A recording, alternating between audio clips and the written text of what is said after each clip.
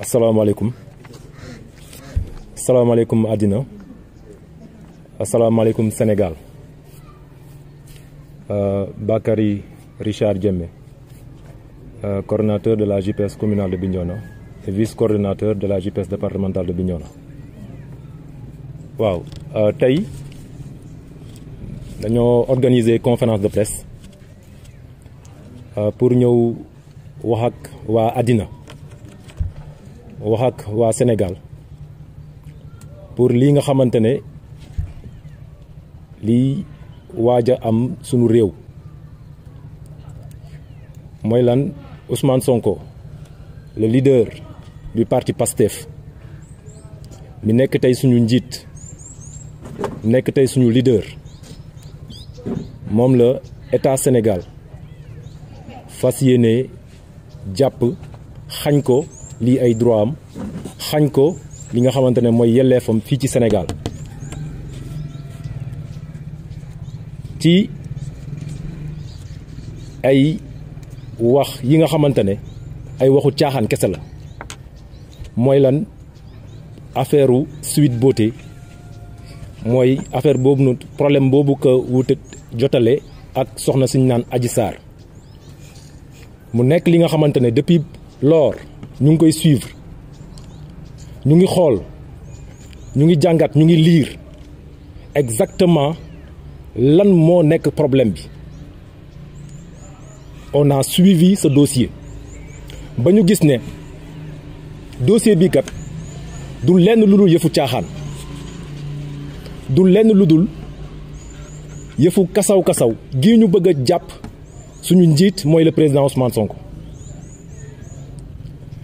tey amut lenn li nga xamante ne état bi tey mën na koo toppee kii di le président Ousmane Sonko ci dossier Adji Sarr. ndaxte ki nga xamante ne dossier bi bu yemoon képp ci bureau enquêteurs yi tey du ñu yegsi fi ñu yegsi. On a perdu 14 morts. 14 jeunes sénégalais ont perdu leur vie ci dossier bu ñàkk fayda bi. tey amul lenn lu ñu mën a servir sénégalais lu ñu taxaw di naan Ousmane Sonko dañ ko yóbbu procès. Procès sur quelle base la ñu war a mën a sukkandiku pour yóbbu Ousmane Sonko procès.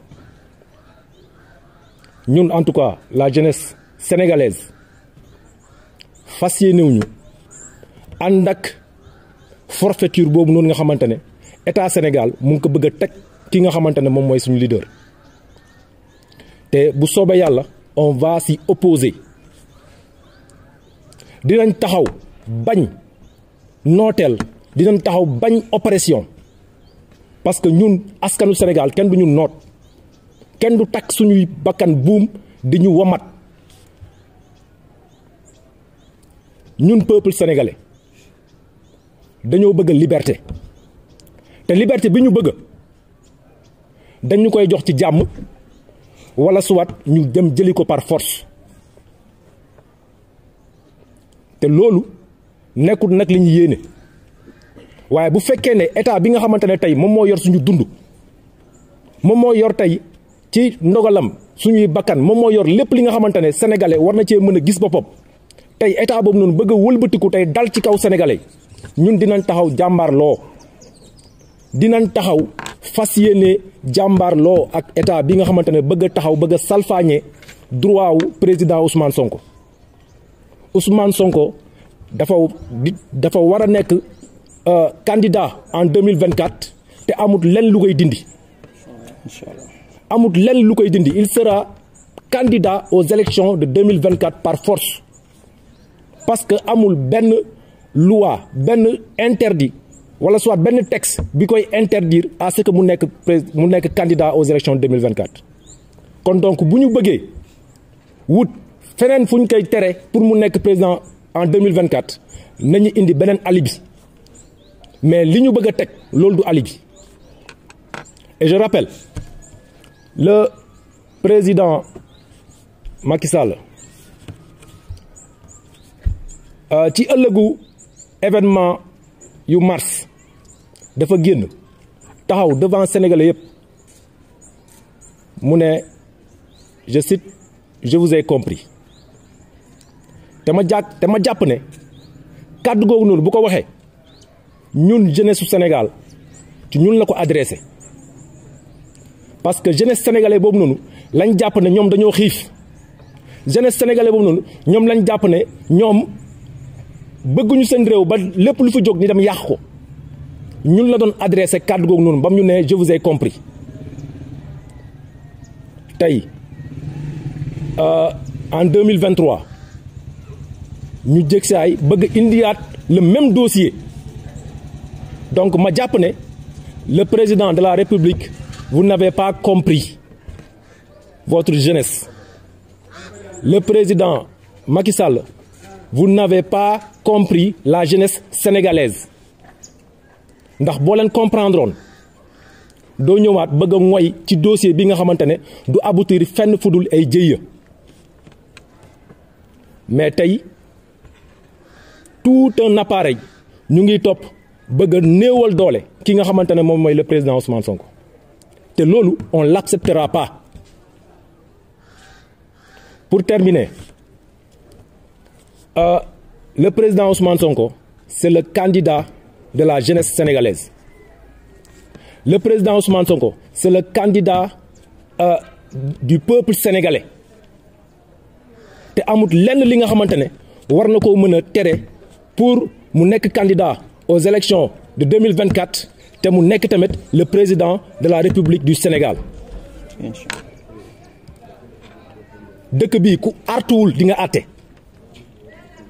Sénégal ku artuwul di nga àtte le président Macky Sall lu ñu koy wax Ousmane Sonko ku ko ndóbbin ñu róbbin ko que ça soit très clair Ousmane Sonko ku ko ndóbbin ñu róbbin ko ñun ndawi Sénégal Ousmane Sonko dafa def testament am waaye ñun dañoo jënd suñu perekaal teg ñun ndawi Sénégal je répète Ousmane Sonko dafa def testament am waaye ñun ndawi Sénégal jënd nañ suñu perekaal teg te lu mu laaj bu neexee yàlla dinañ ca yegg wasalaam.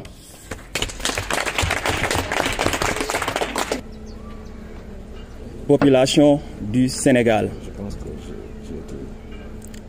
population de la Casamance, population de Bignona, bonjour.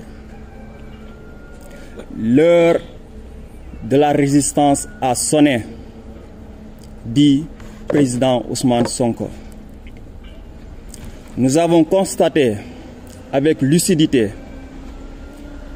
depuis une décennie que le champ politique du Sénégal est secoué par une série de liquidations des leaders de l'opposition.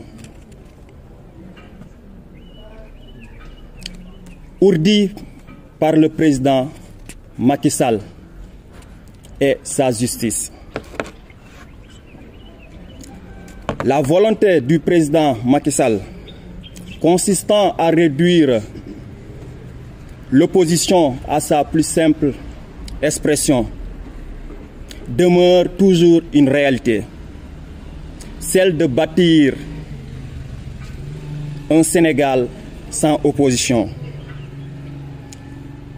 Nous en voulons pour exemple la condamnation de Karim Wade en mars 2015 à 6 ans de prison ferme. S'ajoute l'emprisonnement de l'ancien maire de Dakar, Khalifa Ababacar Sall, qui, pour rappel, était un potentiel candidat pour les élections présidentielles de 2019. Alors, comme l'a si bien dit la doctrine abondante, il n'y a jamais 2 sans 3. Président Macky Sall, continue dans sa logique de liquidation de ses adversaires, fait un mauvais casting en inscrivant le président Ousmane Sonko dans son agenda rouge de liquidation. Comment peut-on comprendre et accepter qu'une accusation de viol vide et dépourvue de preuves peut être renvoyée à la chambre criminelle pour un procès? Comment le juge d'instruction peut amener le dossier à la chambre criminelle sans statuer sur le rapport de la gendarmerie? Comment le juge d'instruction peut ramener le dossier à la chambre de criminelle sans prendre compte le contenu du certificat médical? Comment le juge d'instruction peut ramener le dossier à la chambre criminelle sans se fonder sur les réquisitions téléphoniques? Donc, au même moment, l'on voit le cas de Kaliphone qui a été blanchi par un certificat médical pour le même cas d'espèce. Nous avons l'impression qu'au Sénégal, nous avons une justice sans âme, une justice sans mémoire, une justice sans âme, une justice aveugle. Raison pour laquelle nous alertons Macky Sall qu'il sache que cette bataille est celle du peuple qui vit en privation.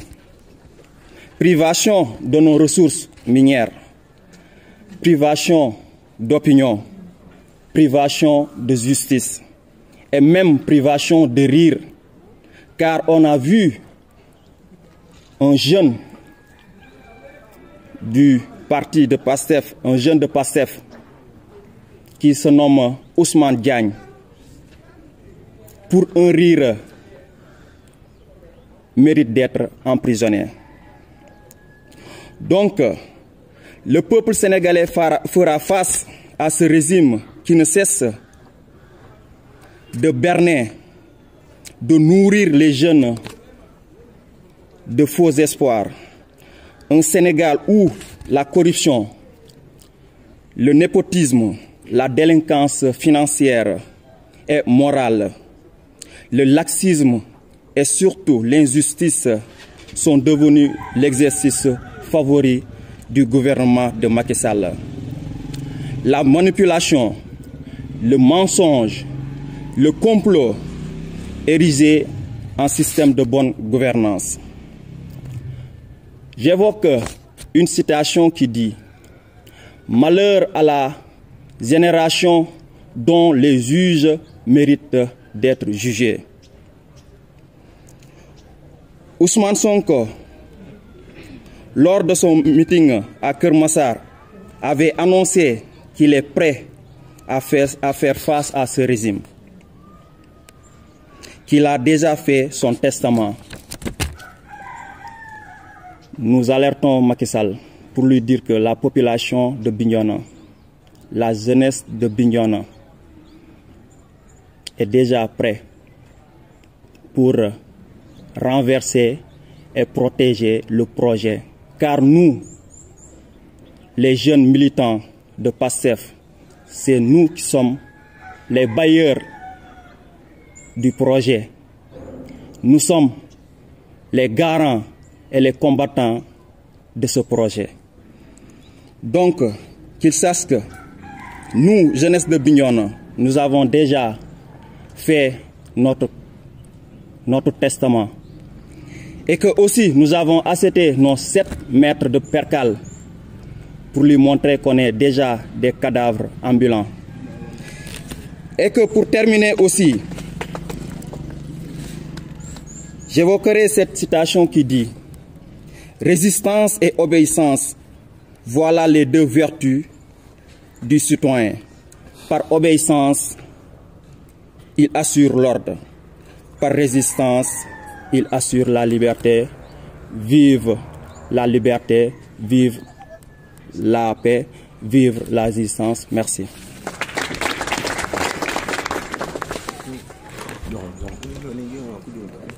Sénégal, ni saaful la jeunesse, ni saaf les journalistes, ni saaf duniye burom. Jaat ujuk wali kunyilak, jilako face aux caméras, c'est parce que wafu babaj. Wafa kila wowo mi wa. Wowo mi comme man bukana tuku sankene mi à chaque fois le dossier Ousmane Sonko Adji Sarr. Nene musana yawmu mukankan ka jupwe uroko wali kanyo kanyo. Mukankan ka jupwe si nyunde soli si rereto. Bukankan bukanka jupwe aussi kubaj lanyini mati un dossier anoumanje monté de toutes pièces par Macky Sall et son régime. Bare nene comme wala nu jala jal bu ku riñata nu manje un point gatsa gasta ku jolek ikanja tradition ku jolek sankala comme ni sandikala ki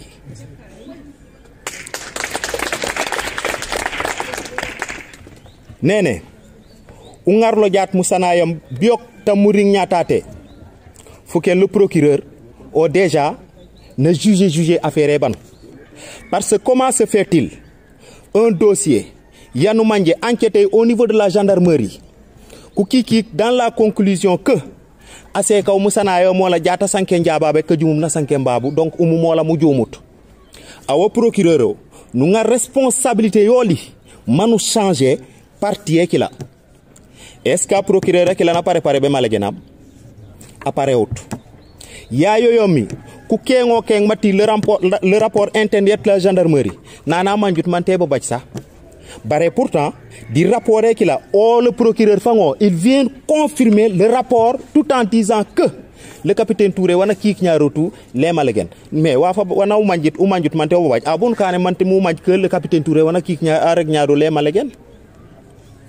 Kurek dja ne me kutur. Annonçant que pour un photo kafu yamukan. Le pourquoi? C'est pour l'avenir du Sénégal. Et l'avenir du Sénégal ne dépend de la jeunesse.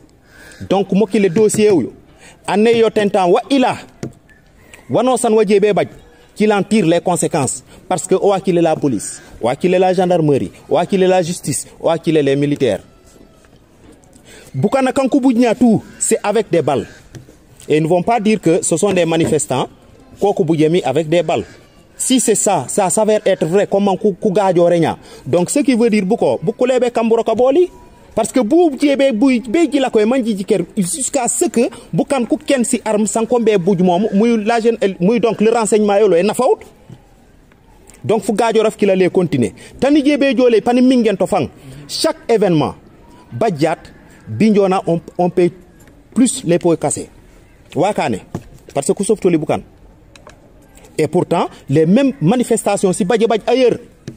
Mais les dégâts en vie humaine, si badjiri, pas des dégâts matériels, affaires, mais dégâts en vie humaine, même pas si badjiri réor. Pourquoi toujours en Casamance, si badj un nombre, il y a très important de les dégâts en vie humaine.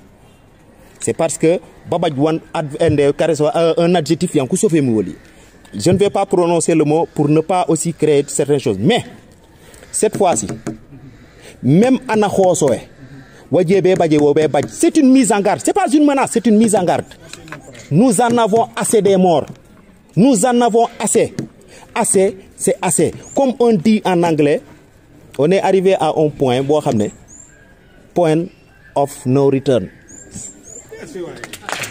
C'est un point de non retour. Tate bajute lambalemuk ragal juddu fi. Cette jeunesse là elle est engagée et la bataille là on est engagé tak si rip wano sa wajebe to ko lido dijingar bare pani terminé tate di mo c'est parce que aussi le juge Kéba Mbaye a quelque chose de très important lors de son fameux discours sur l'éthique. N'en est que chacun au poste où il est, du ministre au planton, du chef d'entreprise aux manœuvres, considère comme repose sur ses seules épaules le destin de toute une nation. Par ça, j'interpelle, je dis bien, les hommes de culte, les hommes religieux, les imams, les prêtres. J'interpelle tout le monde. Mankungar leur décision, kungar aussi leur responsabilité parce que jusque là ils sont mieux. Encore c'est le moment de parler ou de se taire à jamais.